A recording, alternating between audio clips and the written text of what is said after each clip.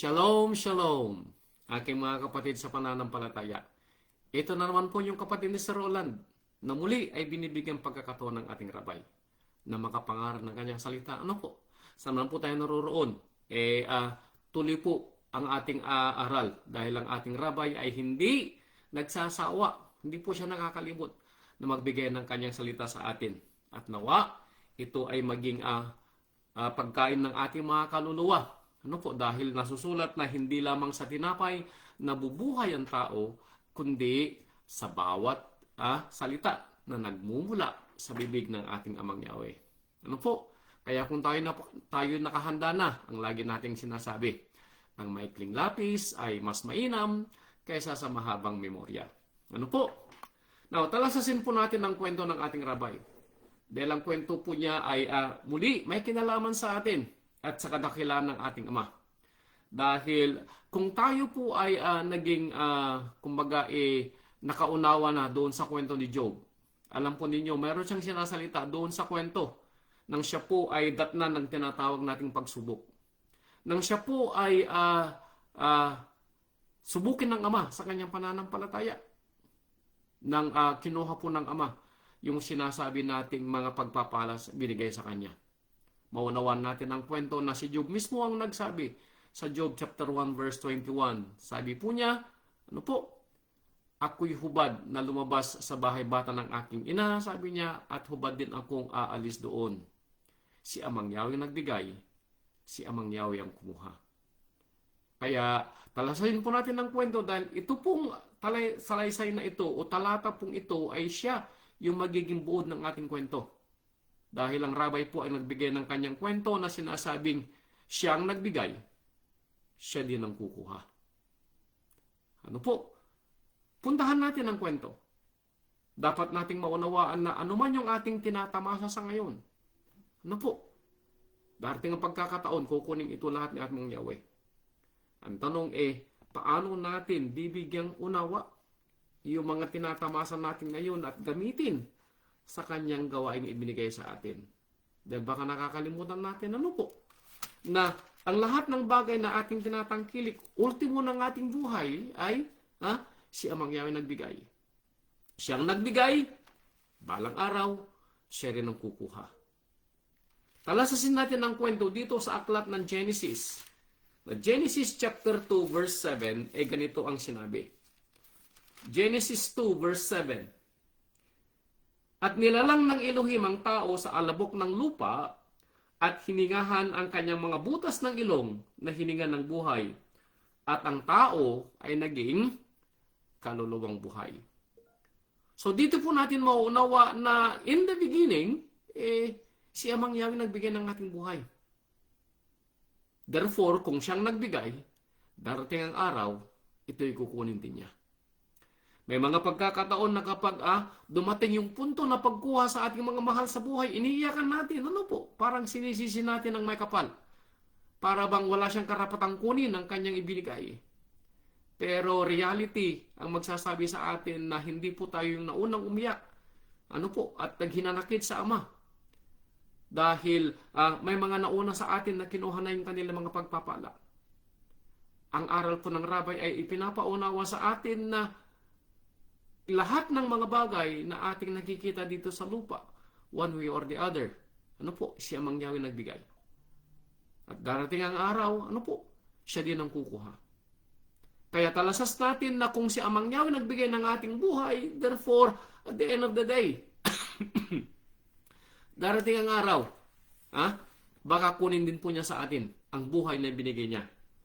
Dahil ito ay kanyang kapangyarihan. Nasa kanya mga kamay ang magbigay ng buhay, therefore nasa kanya ring kamay ang kumuha balang araw. Ano po?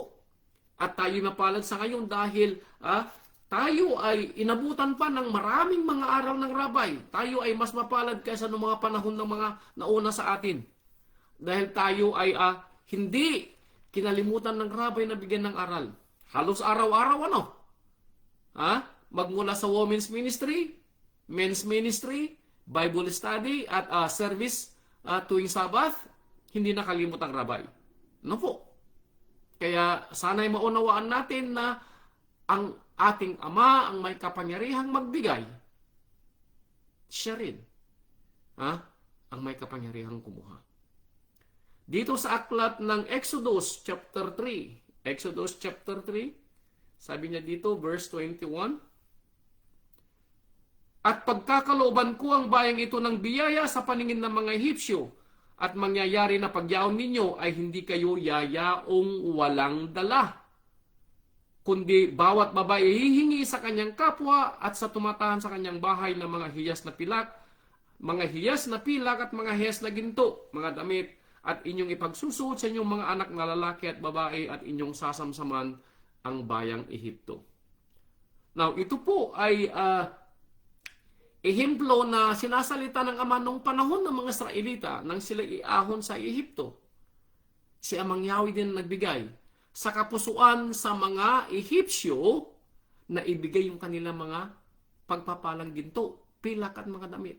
Ang lahat ng kanilang mga ari-arian ay ibinigay na kusa sa bayang Ehipto. Sa bayang Israel. Ipinapakita dito ng Ama na siya ang nagbigay ng pagpapala sa bayang Israel. Siya ang nagbigay ng pagpapala nang piliin niya ang Ehipto at iahon sila sa pagkaalipin. Siya Amang Yahweh nagbigay ng pagpapala nang piliin niya ang bayang Israel. Ano po? Na kanyang bigyan ng kanyang mga kautusan at mga salita. Sa ating panahon, pinili din tayo. Si Amang Yahweh pumili din sa atin. Siyang may kapangyarihan, piliin tayo sa lahat ng mga kinapal. Sa bawat lugar, sa buong mundo. Kasama tayo sa mga pinili. Kaya kung mapapansin ninyo, sa bawat bayan, sa bawat barangay, may mga pinili na mga mananampalataya. At mapalad po tayo, dahil kasama tayo doon sa mga pinili. At alam natin ang kwento na sa mga pinili ay may mga responsibilidad. At nawa, magawa natin yung responsibilidad natin. Dahil ayon sa kwento at narinig natin sa mga kapatiran po natin, ang buhay po natin dito sa lupa ay pansamantala. Hinihintay natin balang araw yung pagpapala na ibibigay sa mga hinirang na natatawaging mga lingkod. So mapapatunayan natin dito na si Amang Yahweh nagbigay ng mga pagpapalang kayamanan sa mga Israelita. Leviticus chapter 26 verse 3. Ito pa ang dagdag. "Kung lalakad kayo ng ayon sa aking mga palutuntunan at iingatan ninyong aking mga utos at inyong tutuparin, ay maglalagpak nga ako ng ulan sa kapanahunan at ang lupain ay pakikinabangan. Ang mga kahoy sa parang ay magbubunga at ang inyong mga pag-iik ay aabot hanggang sa pag-aani ng mga ubas. At ang pag-aani ng ubas ay aabot sa pag-aasig. At kakanin ninyo ang inyong mga pagkain na sagana at tatahan kayong tiwasay sa inyong lupain. At magbibigay ako ng kapayapaan sa lupain at mahihiga kayo at walang katatakutan. Aking papawain sa lupain ng mababangis na hayop ni hindi dadaan ang inyong lupain sa tabak."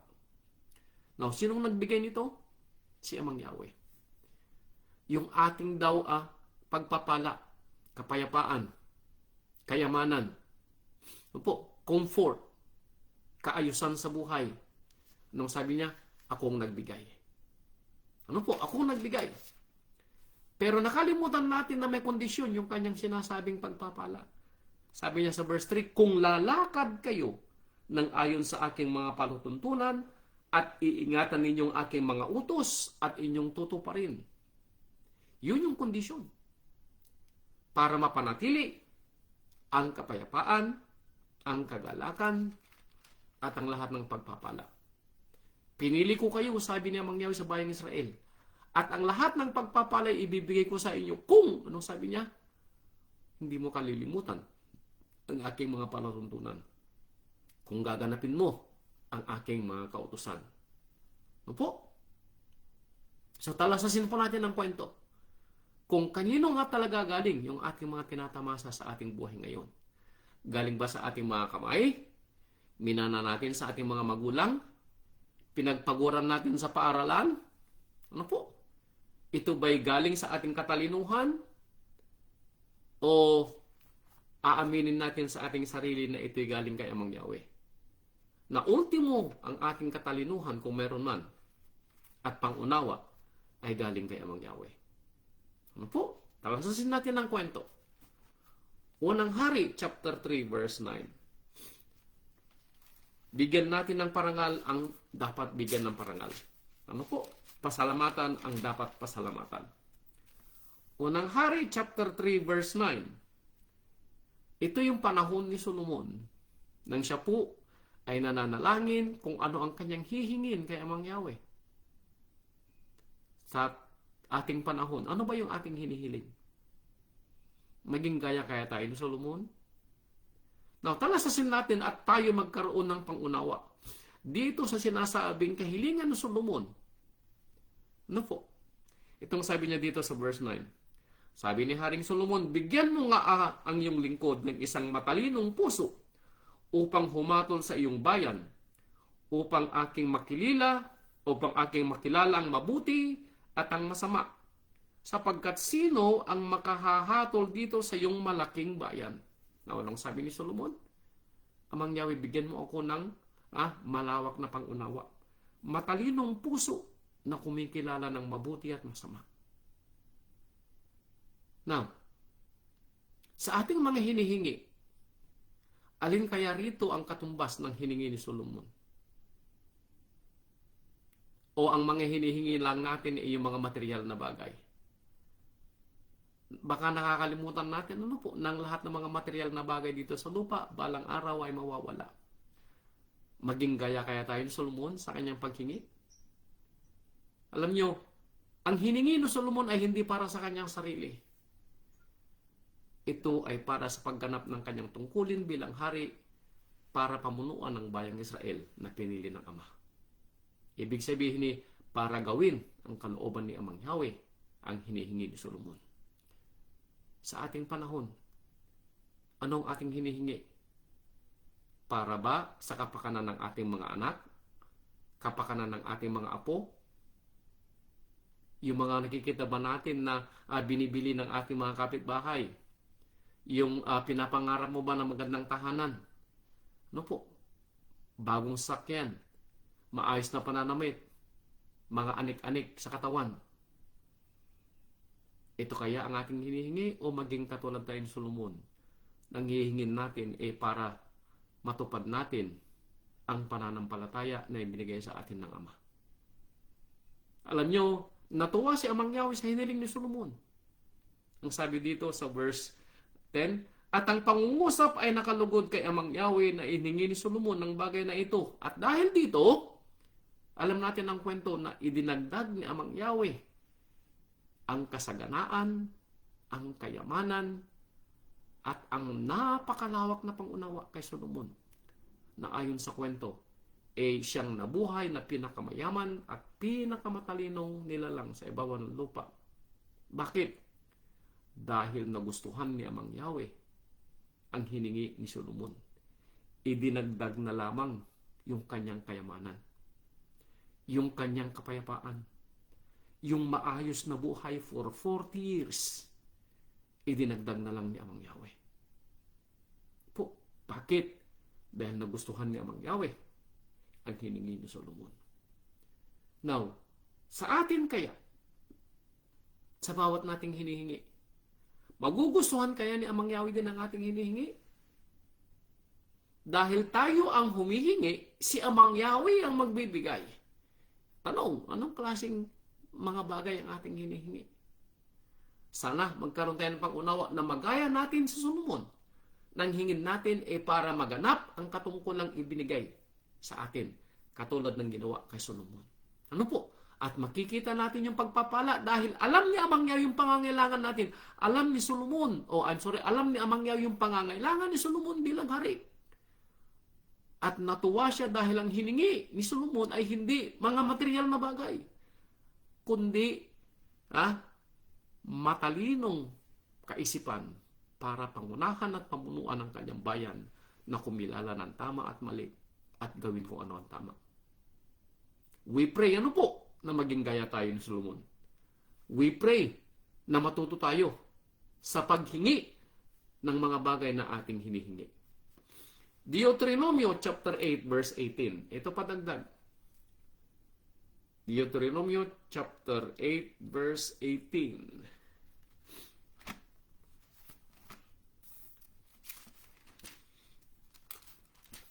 Deuteronomio 8:18. Kundi iyong alalahanin si Amang Yahweh mong Ama. Bakit? Sapagkat siya ang nagbibigay sa iyo ng kapangyarihan na upang magkaroon ka ng kayamanan. Now, anong sabi niya? Alalahanin mo si Amang Yahweh mong Ama. Bakit? Siya ang nagbibigay sa iyo ng kapangyarihan para yumaman. Alam nyo, gaano man yung kagustuhan natin na yumaman, gawin natin na gabi ang araw at araw ang gabi. Mag-overtime tayo, 16 hours, 18 hours. Pero kung hindi ka gustuhan ni Amang Yahweh na yumaman ka, dahil nakikita niya na parang ito na lamang yung ipinapanguna mo, abay kapatid ko, hindi ka yayaman. Bakit? Ang sabi niya rito, alalahanin mo si Amang Yahweh. At maalala mo na siya ang nagbibigay sa iyo ng mga kapangyarihan, mga katalinuhan, o yung mga dapat na tao na ilalapit niya sa iyo para ikaw ay umasenso. Now, ang tanong paano mo sinusukat ang iyong asenso? At paano mo sinusukat ang iyong kayamanan? Tandaan po natin po. Sa isang walang-wala, ang libo ay marami na.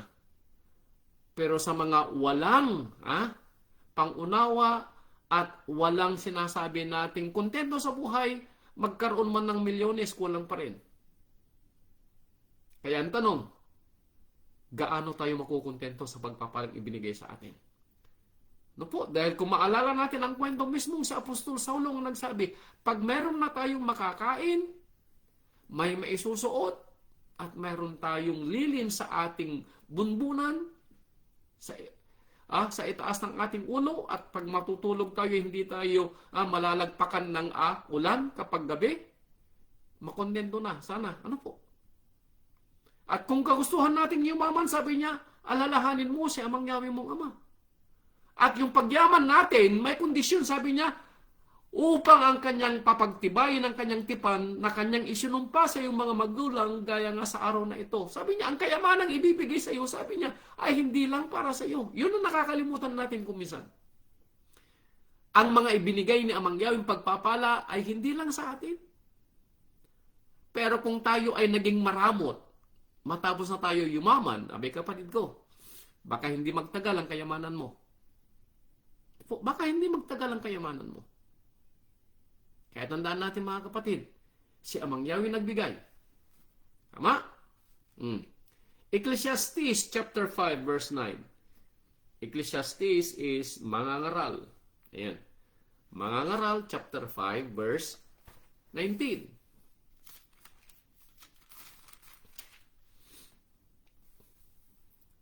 Bawat tao rin naman na binigyan ng Ama ng mga kayamanan at mga pag-aari at binigyan ng kapangyarihan na kumain niyaon at kumuha ng kanyang bahagi at magalak sa kanyang gawa, ito'y kaloob ng Ama. Anong sabi ni Solomon? Bawat tao na binigyan ng Ama ng kayamanan, pag-aari, kapangyarihan, at kumuha ng kanyang bahagi at magalak sa kanyang gawa, galing kay Amang Yahweh. So lahat ng gawa ng iyong mga kamay, katalinuhan ng iyong kaisipan, mga pag-aari na iyong tinatangkilik, trabaho na iyong ginagawa, posisyon kung mayroon man. Anong sabi ni Solomon? Ito'y kaloob ng Ama. Now, kung ito'y kaloob ng Ama, sabi ni Job kanina, si Amang Yahweh nagbigay. Si Amang Yahweh kukuha. Hindi tayo dapat magsaya. Dahil, alam natin ang kwento na kung ito'y binigay ng Ama, may tendency na siya'y kukunin muli sa atin. Tayo matakot. Dahil mayroon palang pagtutuos balang araw. Ano po? Mayroon pagtutuos balang araw. Kaya anuman yung ating tinatamasa, matuto tayo na ito'y pasalamatan natin sa nagbigay sa atin dahil sinasabi, Ito'y kaloob ng Ama. Magmula sa buhay na ating tinatamasa hanggang sa ating mga tinatangkilik. Ito'y mula sa Ama. Ano po? Ito pang dagdag. Salmo chapter 128. Mga awit chapter 128. Mga awit 128. Ito pa ang dagdag.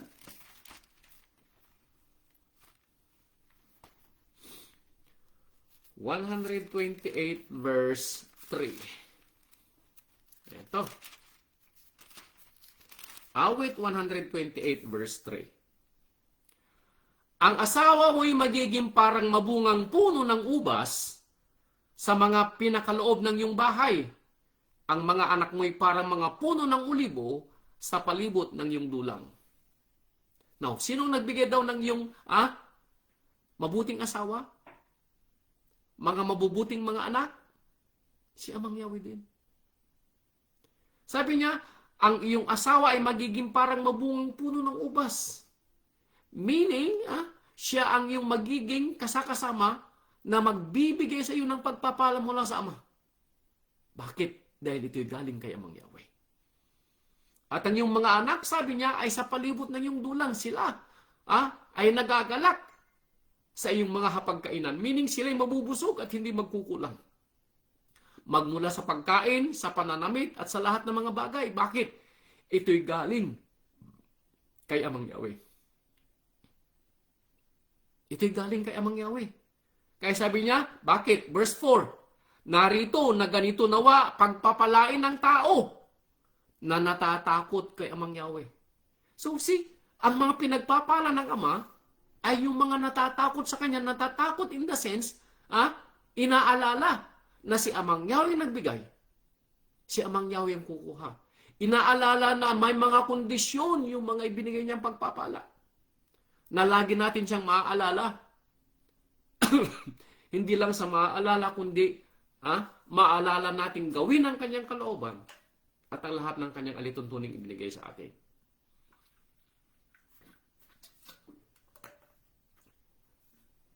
Kaya ang ating mga asawa, mga anak, at lahat ng tinatangkilik, anong ating naging conclusion? Si Amang Yahweh nagbigay. Ano po? Si Amang Yahweh nagbigay. Therefore, kilalanin natin kung kanino tayo magpapahayag ng ating mga pasasalamat. Isaiah chapter 30 verse 20. Isaiah 30 verse 20. Ito pa ang dagdag.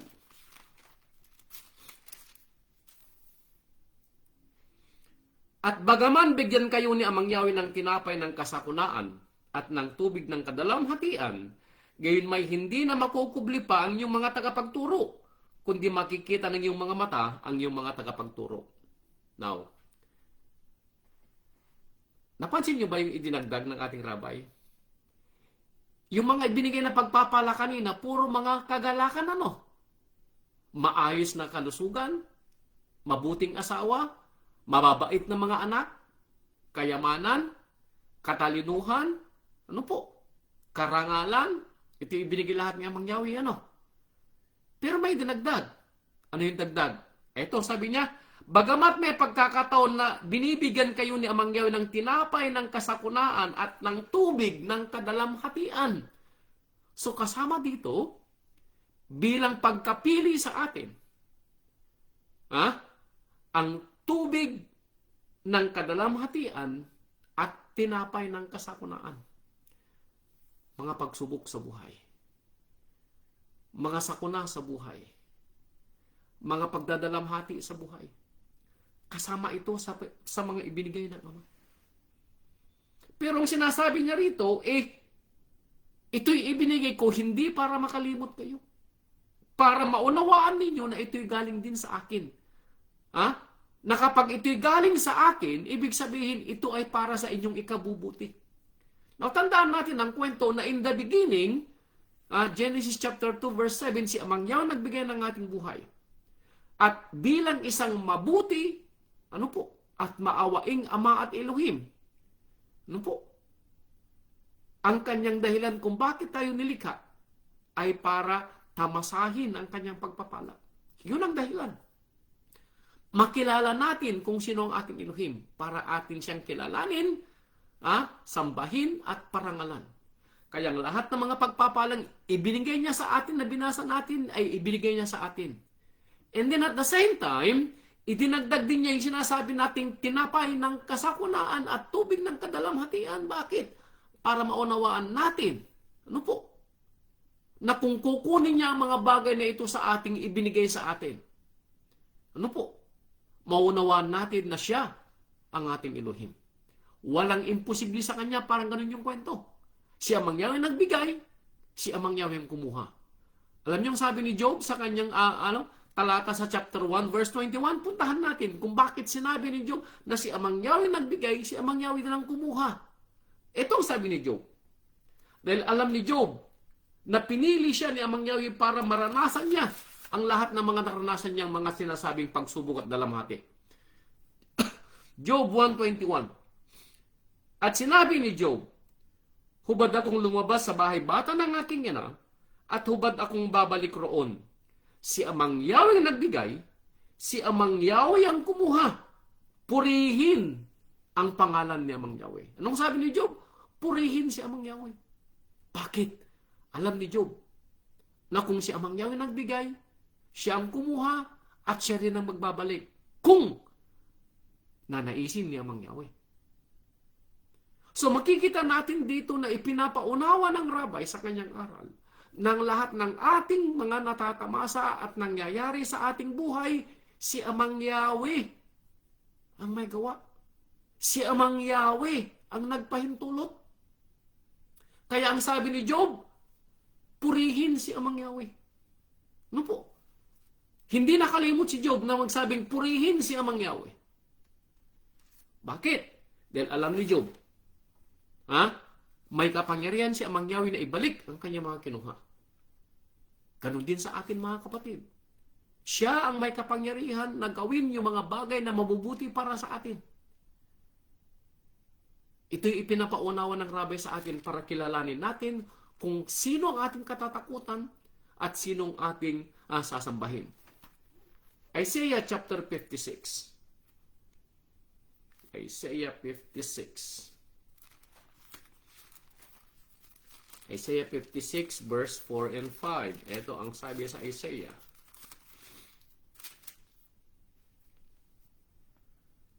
Ito pa ang dagdag.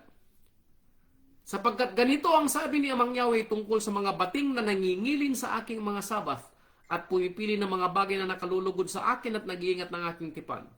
Sila'y bibigyan ko sa aking bahay at sa kaloob ng aking mga kuta ng alaala at pangalan na maigi kaysa sa mga anak na lalaki at babae. Aking bibigyan sila ng walang hanggang pangalan na hindi mapaparam. Now, kanino in-extend ng pagpapala? Hindi lang sa mga piniling Israelita, kundi sa mga hindi Israelita na tinatawag na mga hintil, pero kung, anong sabi niya? Susundin nila ang aking mga kautusan. Ipangingilin nila ang aking mga sabat. So pag ipinangilin nila ang kanyang sabat, kasama na rito yung pagsunod sa kanyang mga kautusan at mga alituntunin. At saan tayo? Kasama tayo rito. Dahil bagamat tayo ay tinatawag ng mga hintil, nang sinulat ito ni Amang Yahweh sa atin, ito'y ipinangako sa atin na sa mga mananampalataya na hindi mula sa lahi ng mga Israelita. Pero kung sila ay mananampalataya, susunod sa kanyang kautusan ang lahat ng mga pagpapalang binasa natin na para lamang sa mga Israelita, supposedly, ito'y ibinibigay din sa atin. Kaya ito ang dahilan kung bakit tayo rin ay nakakaranas ng mga pagpapala. Ito ang dahilan kung bakit tayo rin ay nakakaramdam ng mga sinasabi nating mga ibinigay na kaloob ng Ama. Ang ating mga mabubuting asawa, ang ating mga mababait na mga anak, ang ating mga kayamanang tinatangkilik at lahat ng ating mga tinatamasa. Kapayapaan at kagalakan sa ating pamilya, kaloob ito ni Amang Yahweh. Ano po?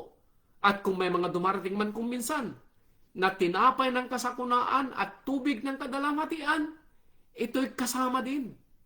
Pero ito'y hindi para tayo magtampo o magalit kay Amang Yahweh, kundi anong sabi ni Job? Para katakutan natin si Amang Yahweh at purihin ang kanyang napakadakilang pangalan. Ano po? Kaya si Amang Yahweh nagbigay. Ano po? Sa mga bagay na ating tinatangkilik. Si Amang Yahweh, ang nagbigay din ng ating mga ngaral. Itong sabi niya dito sa Jeremiah chapter 3 verse 15. Nung panahon na tayo humihingi din ng mga mangangaral sa atin. Bakit? Dahil hindi lahat ay ibinigay na mauunawaan natin. May mga pinili ang Ama na siyang magbibigay sa atin ng kanyang mga aral. Jeremiah chapter 3 verse 15. Ito sabi niya, at bibigyan ko kayo ng mga pastol ayon sa aking kalooban, nakakandili sa inyo ng kaalaman at unawa. Siya daw ang magbibigay sa atin. Kaya kumbaga pinili na nga tayo ng Ama para gumanap ng kanyang mga alituntunin at mga salita. Pinili tayo ng Ama na bigyan niya ng kayamanan at mga pagpapala. Pinili tayo ng Ama ng mga tinatangkilik natin ay galing sa Kanya. Kaloob, meaning it's a gift. Hindi natin pinagpaguran, it is a gift. Ang mabuti nating asawa, gift. Ang mga anak natin, kaloob. Ano po? And then yung mga nangangaral sa atin. Halos araw-araw ay may binibigay ang aral ang Ama. Hindi siya nagkulang sa atin. Wala kayong excuse. Kung hindi man kayo makasama sa aral, pwede kayong pumunta sa YouTube. Wala kayong excuse. Ano po? Kung may ginagawa kayo, i-on lang ninyo yung mga cellphone. Kapag may aral, makinig lang kayo. Wala kayong excuse. Bakit? Si Amang Yahweh din ang nagbigay pala ng ganito mga mangangaral sa atin. Sabi pa nga sa Efeso chapter 4 verse 11, para saan yung mga mangangaral na ito? Para saan ang mga pastol na ito na ibinigay ng Ama? Chapter 4 verse chapter 4 ng Efeso. Sabi niya dito sa Efeso chapter 4 verse 11, sabi niya, at pinagkalooban niya ang mga iba na maging mga apostol, mga propeta, mga ebanghilista, mga pastol at mga guro. Para saan? Sa ikasasakdal na mga banal, sa gawaing paglilingkod, sa ikatitibay ng katawan ng Mesyas. Now, para kanino ang mga pastor na ito? Para kanino yung mga mangangaral na ito? Para daw sa atin. Sa ikatitibay ng ating pananampalataya. Sa ikasasakdal ng bawat isa. Saan? Sa gawaing paglilingkod. Sa ikatitibay ng bawat nananampalataya. Ito ang mga bigay ng Ama. Ito ang mga pagpapalang kaloob. Ano po? At yung ultimate na ibinigay ng Ama sa atin? Ano yung pinakakaloob na ibinigay ng Ama sa atin? Ito. Ito. Lucas chapter 1. Sa Lucas chapter 1, sinasummarize dito yung magiging katungkulan ng ating rabay. Chapter 1, Lucas, verse 77 hanggang 79. Sabi niya rito, at ibinigay ng Ama ang kanyang bugtong na anak upang maipakilalang kaligtasan sa kanyang bayan sa pagkakapatawad ng kanilang mga kasalanan. Dahil sa magiliw na habag ng aming Ama, ang pagbubukang liwayway ay buhat sa kaitaasan ay dadalaw sa atin, upang liwanagan ang mga nangalulugmok sa kadiliman at sa lilin ng kamatayan, upang itumpak ang mga paa sa daan ng kapayapaan. Now, sinong tinutukoy dito?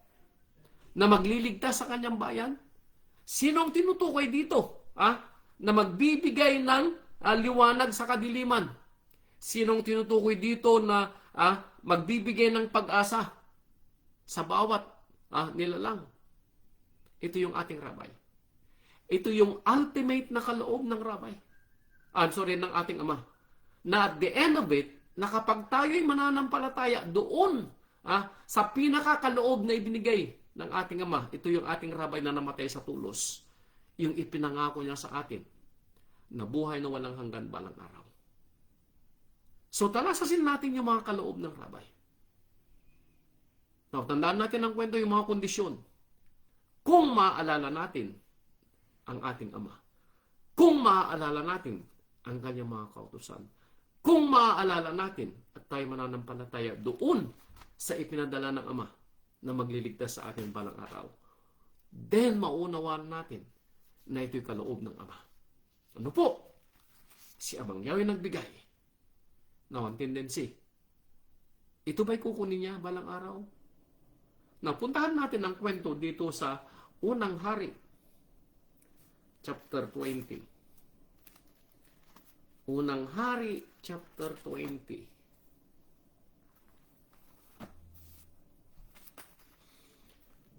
Unang Hari, chapter 20.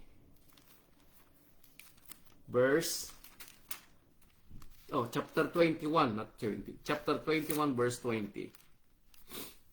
Chapter 21, verse 20. At sinabi ni Akab kay Eliya, nasumpungan mo ba ako o aking kaaway? At sumagot si Eliya, nasumpungan kita, sapagkat ikaw ay napabili upang gumawa ng kasamaan sa paningin ni Amang Yahweh.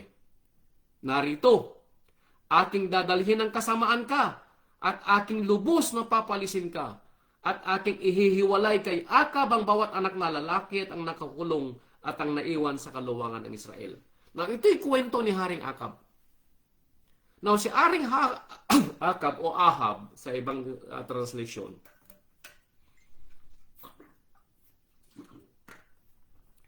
ay pinili ni Amang Yahweh na maghari sa bayang Israel.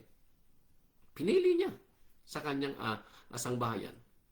Pero ibinalik ba ni Ahab o Akab ang kabutihan kay Amang Yahweh? Naalala ba niya kung sino nagbigay ng kanyang pagpapala? Hindi. Kaya anong sabi ni Eliya? Anong sabi ni Amang Yahweh sa pamamagitan ni Eliya? Kukunin ko ang pagpapala sa iyo. Kukunin ko yung mga anak. Kukunin ko ang lahat ng yung mga tinatangkilik at tinatamasa. Bakit? Dahil ipinapagkasala mo ang bayang Israel. Now, ano pong sabi rito? Si Amang Yahweh nagbigay ng kapangyarihan kay Akab para maging hari? Yes. Si Amang Yahweh nagbigay ng mga pagpapala ni Akab na mga kayamanan? Yes. Si Amang Yahweh nagbigay ng kanyang mga anak at mga pamilya? Yes. Anong sabi ni Amang Yahweh sa pamamagitan ni Eliya? Ito'y kukunin ko lahat. Dahil ipinapagkasala mo ang bayang Israel. Meaning, hindi mo ginawa ang gawain ibinigay ko sa iyo bilang hari. Hindi mo ginawa na pasalamatan ng aking mga pagpapala. Kaya anong sabi ni Amang Yahweh? Kukunin ko sa iyo. Now, tayo po'y matakot na, no? Dahil baka maging katulad tayo ni Ahab. Yung mga tinatangkilik natin, yung mga posisyon natin na ibinigay sa atin ng Ama sa ating mga trabaho, yung mga anak natin, yung pamilya natin, yung mga tinatangkilik natin. Anong sabi ni Amang Yahweh? Kinukuha ko. Bakit? Hindi ka naging tapat. Hindi ka naging mabuting tagapangalaga ng aking mga pagpapala. Parang gano'n ang sinabi kay Ahab, ano? Huwag naman sana tayo, mga kapatid, ano? Na makita ng Ama na tayo ay hindi maging tapat na tagapangalaga ng kanyang pagpapala. Bakit? Alalahanin natin yung kondisyon niya. So sabi niya, kung alalahanin mo ang aking mga salita, kung gaganapin mo ang aking mga kautusan, kung maaalala mo kung sinong nagbibigay sa iyo ng kaloob. Ano po? Sumunod na kwento, Isaiah chapter 3. Puntahan natin, mga kapatid ko, ang mga ibinigay na pagpapala ng Ama, then unti-unti niya itong kinuha. Isaiah chapter 3, verse 1.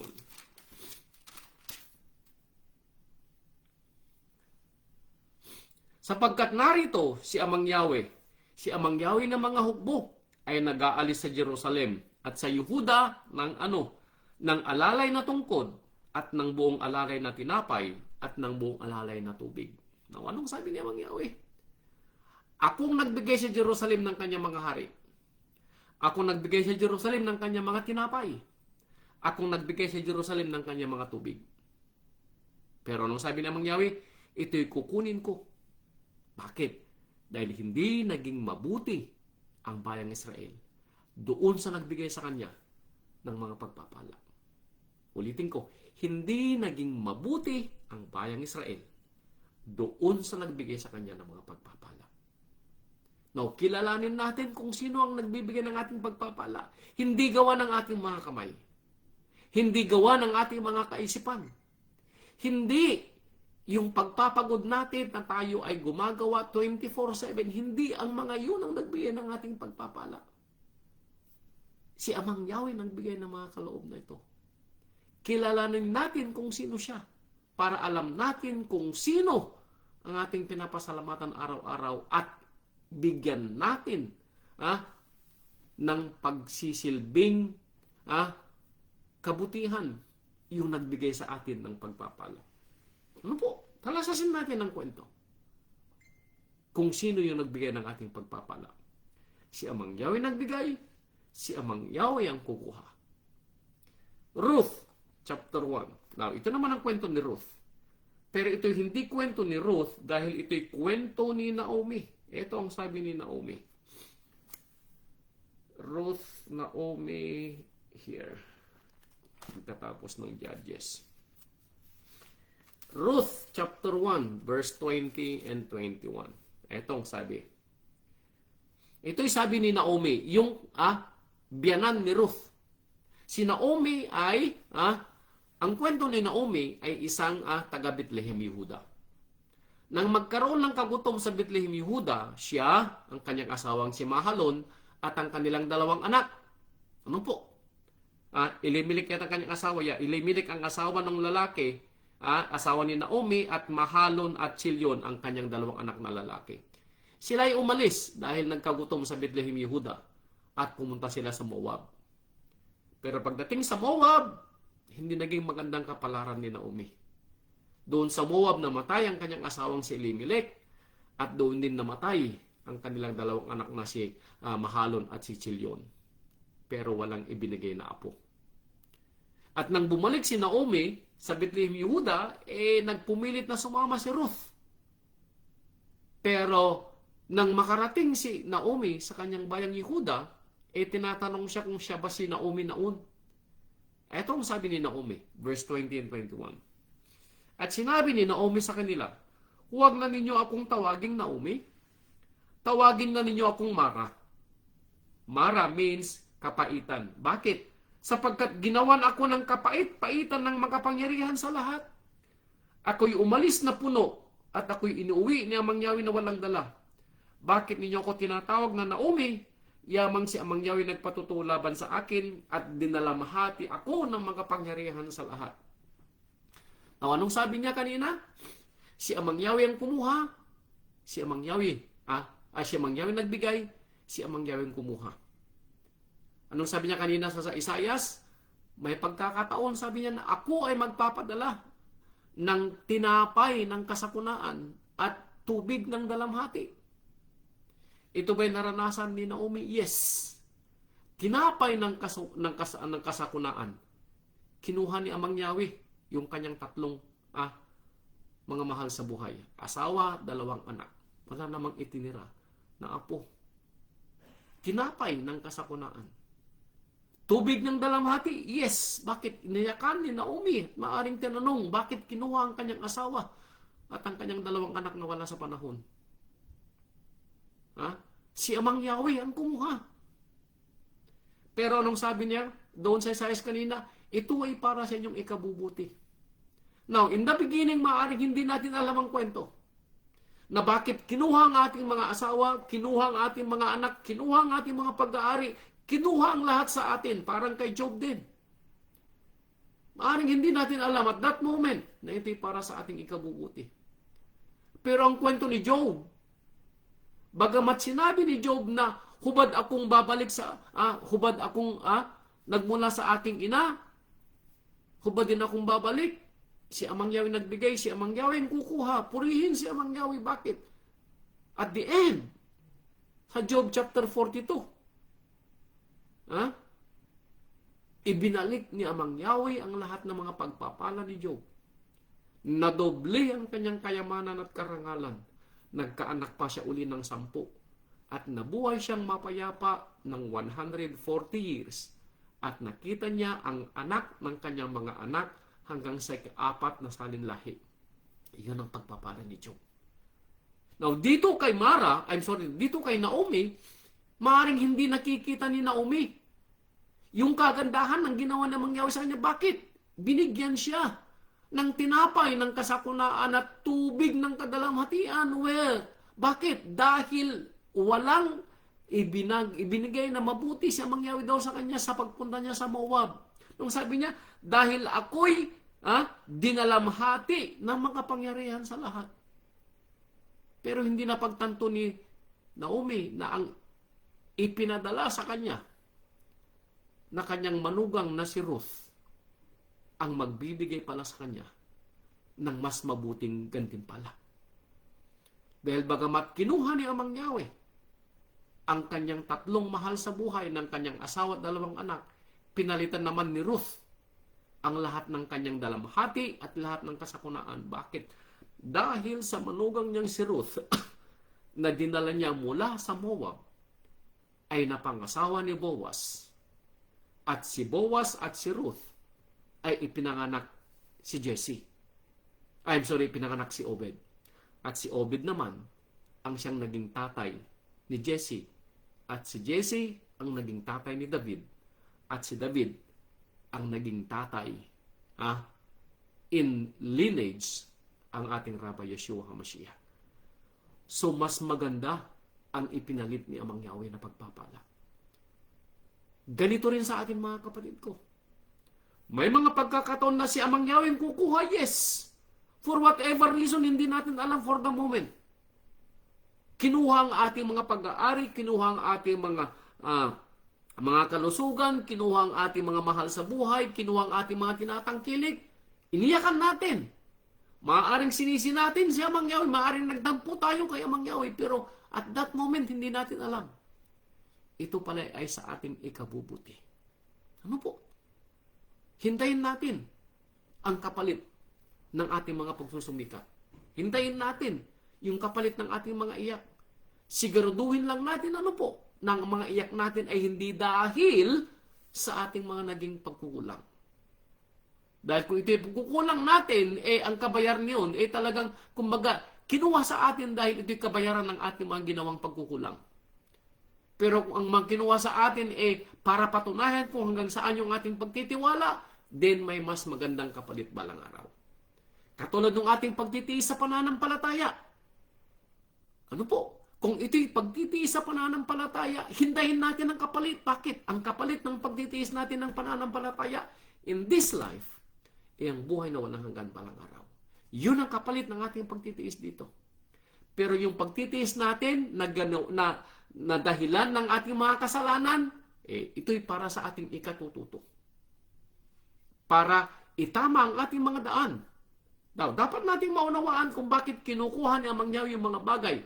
Para itama ang ating mga daan or para tayo ay tumibay sa pananampalataya. Dalawa lang po yun ang dahilan ng tinapay ng kasapunaan at tubig ng dalamhati. Dalawa lang yun.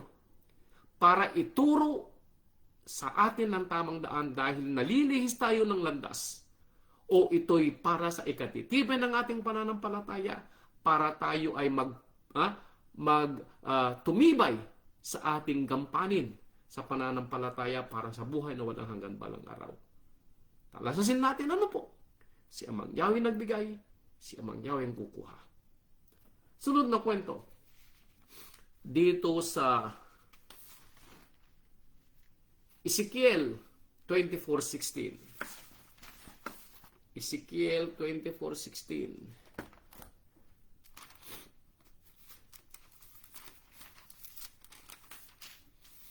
Ezekiel 24:16. Anak ng tao. Now, ito na may kwento ni Ezekiel nang kinuha ni Amang Yahweh kanyang asawa.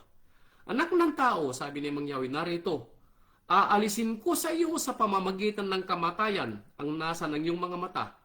Gayon may hindi ka tatangis, ni iiyak man, ni aagos man ang iyong mga luha. Magbuntong hinanga ka, ngunit wag malakas. Huwag mong tangisan ang patay. Itali mo ang pugong mo sa ulo at isuot mong iyong mga panyapak sa iyong mga paa. At huwag mong takpan ang iyong mga labi at huwag kang kumain ng tinapay ng mga tao. Ang sabi dito, Ezekiel, pinili kita na maging propeta. At dahil sa pagpili ko sa iyo, sabi niya, ipaparamdam ko sa iyo ang gagawin ko sa bayang Israel sa ginawa nilang paglapastangan. Kukunin ko ang iyong asawa. Pero hindi ka makakapagdalamhati, hindi ka makakaiyak. Now, imagine ninyo na ito'y ipinarinig kay Ezekiel bago mangyari yung kwento. Now, ginawa ba ni Ezekiel ang pinapagawa na mangyari sa kanya? Yes. Ha? Ginawa ni Ezekiel. Ha? Dahil dito sa verse 18 sabi niya, sa gayon nagsalita ako sa bayan ng kinaumagahan at sa kinahapunan ay namatay ang aking asawa. Anong sabi ni Ezekiel? Sinalita ko ang mga salita ni Amang Yahweh sa umaga. Pero pagbalik ko sa hapon, patay na ang aking asawa. Ibig sabihin, umalis si Ezekiel na buhay ang kanyang asawa. Hindi maaaring. Now, hindi ko alam kung sinabi ni Ezekiel na mamamatay ang kanyang asawa ng hapon. Pero I doubt hindi. Nagpaalam si Ezekiel probably sa kanyang mahal na asawa. At alam ni Ezekiel, pagdating niya ng hapon, hindi na niya madadat ng buhay ang kanyang asawa. Now, imagine natin na ganitong ibigay sa atin na mangyawi ng mga pagsubok, mga dalamhati, tinapay ng kasakunaan. Ito'y dinanas ni Ezekiel, yes. Dahil pinili si Ezekiel na iparanas sa kanya ni Amang Yahweh ang mga pighating darating sa bayang Israel. Ito'y tinanggap ni Ezekiel. Na walang, sinasabi nating walang pakundangang pigilan o tumanggi. Ano po? May mga pagkakataon na may ginagawa siya mangyawi sa atin na hindi natin nauunawa. But at the end of the day, we pray na ipaunawa sa atin. Si Amang Yahweh nagbigay, si Amang Yahweh ang kumuha. Ano po? Si Amang Yahweh nagbigay, si Amang Yahweh ang kumuha. Marcos chapter 14 verse 36. Marcos 14:36. Ito.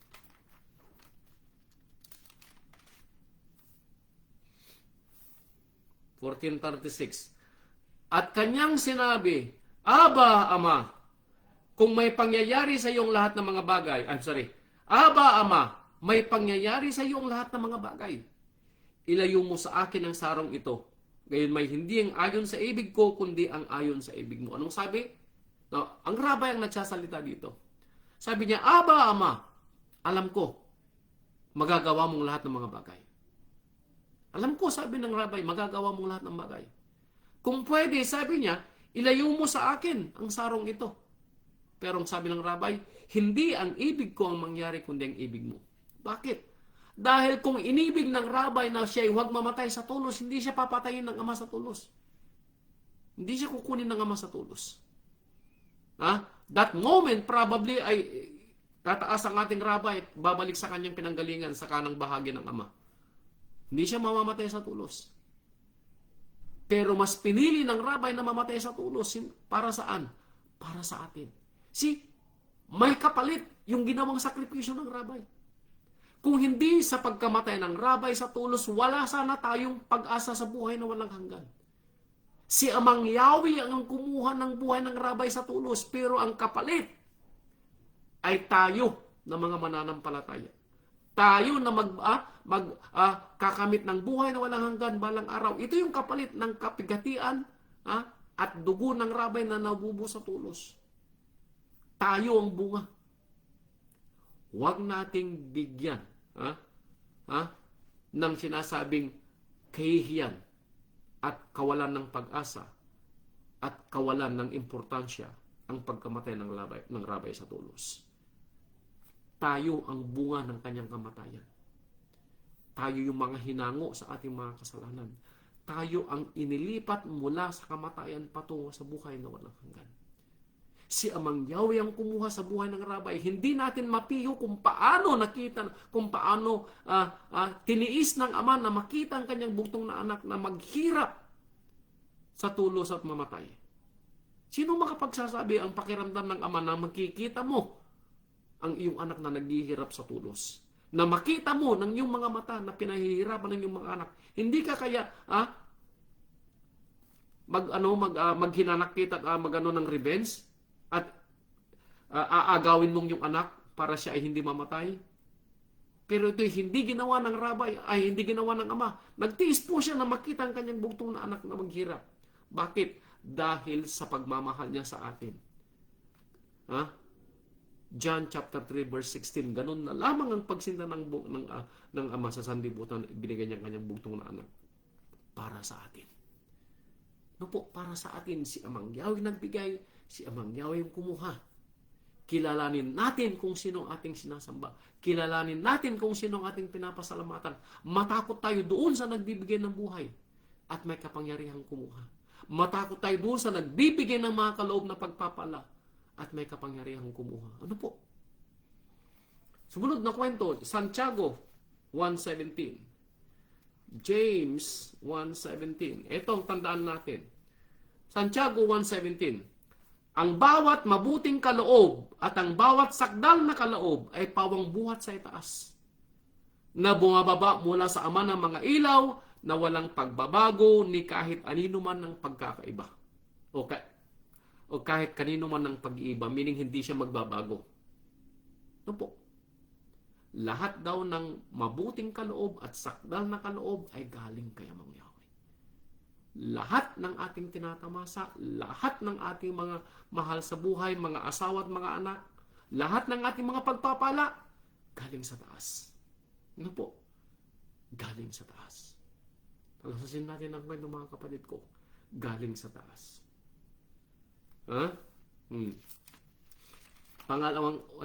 Unang Samuel chapter 3 verse 18. Ito pa ang kwento nung panahon ni Samuel. Unang Samuel chapter 3 verse 18. Chapter 3 verse 18.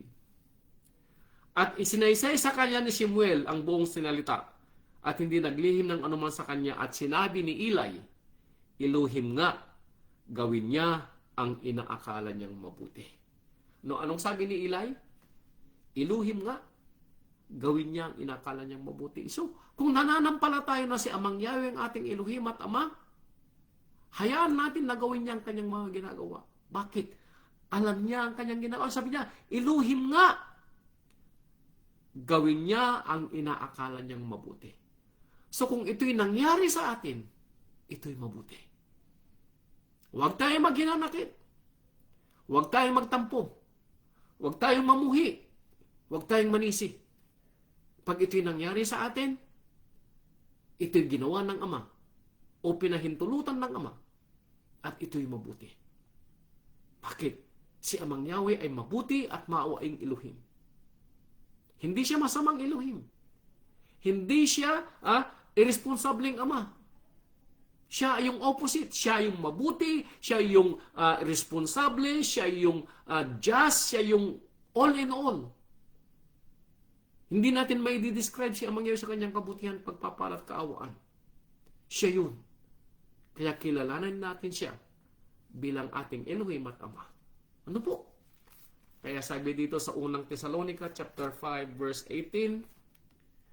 Unang Tesalonica chapter 5 verse 18.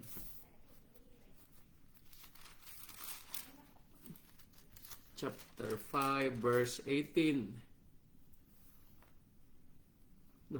18.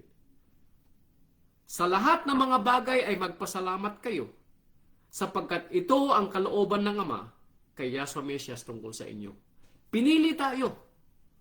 Pinili tayo sa lahat ng mga nilikha niya para manampalataya sa Ama, para maunawaan ang kanyang salita, para makilala natin kung sino ang nagbibigay sa atin ng pagpapala, kung sino ang gumawa sa atin at lumikha, kung sino yung ating Ama at Elohim. Kaya anong sabi ng ating mga apostol? Magpasalamat kayo sa lahat ng mga bagay. In everything na dumarating sa ating buhay, magpasalamat tayo. Regardless kung ano man yung ating mga nararanasan, bagamat hindi natin naunawaan. Bagamat umiiyak tayo paminsan-minsan sa mga pagsubok, yung tinatawag na tinapay ng kasapunaan at tubig ng dalamhati. Ito'y para daw sa ating ikatututo. kung ito'y dahilan ng ating mga naging kasalanan para ibalik tayo sa daan dahil tayo nalihis ng ating mga tinahak na daan. Ano po? Kaya talasisin natin mga kapatid, kung sino ang ating Elohim at Ama na nagbibigay sa atin ng pagpapala. Roma chapter 9. Kaya sabi dito sa aklat ng mga Roma, chapter 9.